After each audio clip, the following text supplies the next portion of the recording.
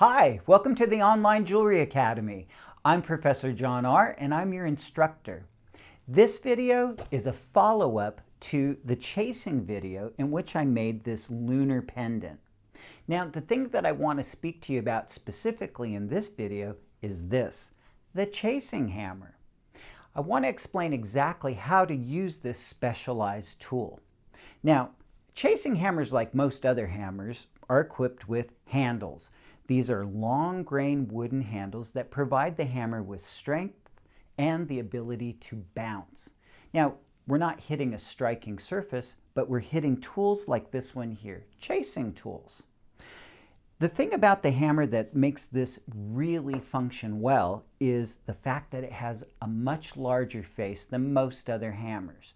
When you're striking chasing tools, you're doing it from a variety of directions, and you're trying to watch where the tool is going. So your focus is not to watch the hammer make contact with the end of the tool. You want to see where the other side of the tool is moving.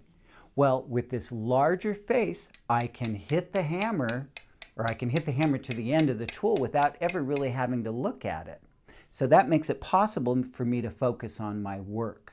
Now, the way that I move the hammer is I'm using the pistol grip.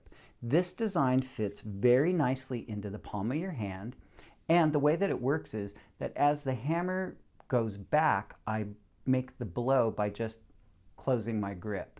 So this is all that I'm doing to make the hammer move. So what this does for me is it allows me to relax my shoulders and not even engage any part of my arm. All I have to use is my hand so that I can repeatedly hit the tool without ever looking at it.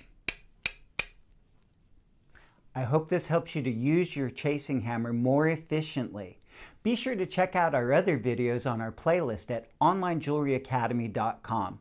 Remember, you can help us out by supporting us through Patreon, and we always regularly post to Facebook, Instagram, and Twitter. Thanks for watching.